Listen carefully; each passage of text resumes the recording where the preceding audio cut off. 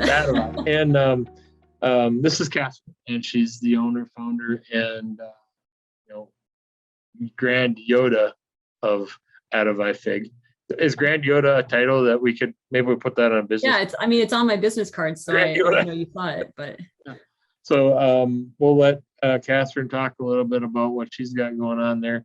Maybe a little background. I honestly, it's a great name. It's a unique name. I've been thinking about it all week. So maybe get a little bit about the name, because I know there is a story behind the name. So yeah, there is. And then tell us a little bit about servers to service and what that means to you and your business and all that. And as usual, if you have questions, feel free to ask them, and we'll have a little conversation at the end. But I'll turn it over to you, Catherine, and tell us a little bit about yourself. Sure. Thanks, Keith. Like Keith said, my name is Catherine Reid. I am the founder of Adavi Fig. I'm just kidding, Adavi Fig. No, I'm just going to confuse Keith. So my background actually wasn't initially not in technology. I grew up in a super nerdy family. My mom was a communications officer for 30 years in the Air Force.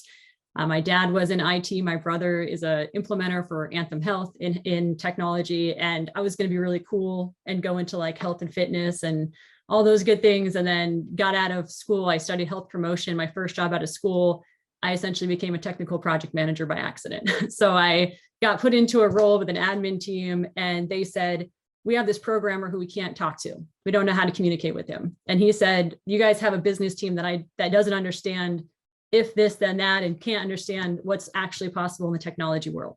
So I kind of fell into like the mid role of being a translator. So I would work between the two groups, and I fell in love with it. I fell in love with this idea of actually taking technology, not just for what it's useful. I mean, it's cool and things like that, but actually using it in business and applying it.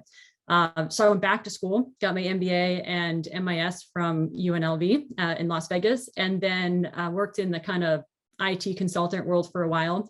And after that, for a few years, I felt like I was doing a lot of traditional technology. So I was putting in servers, I was working with teams to run cables, and we were still using physical phones on desks. And I wanted to see more of a shift to the cloud.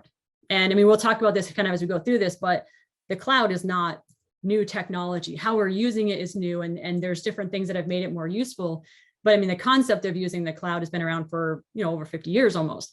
And so I was seeing a lot of businesses kind of stuck in this really traditional use of technology, where small businesses, less than 20, 30 employees, putting in physical hardware and then getting frustrated with it. And so I had this kind of idea of, man, I just think we should all be just working, like we should be able to work where we just grab a computer, have internet access, and go anywhere in the world to be able to run our business.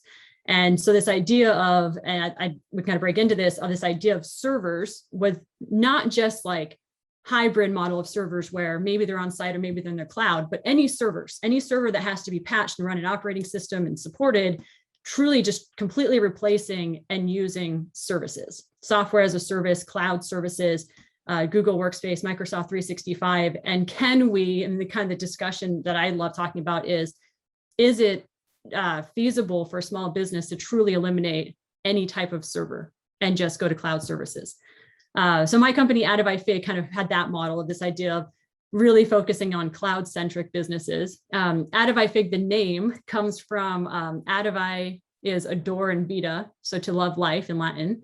And then Fig comes from a book or poem called The Bell Jar. And it's a little bit of a solemn read, but in it, the author talks about sitting in the crotch of this fig tree and looking up and seeing all these figs. And one fig is an Olympic champion, and one fig is a writer, and one fig is a mother and a spouse, and kind of goes through all these different figs.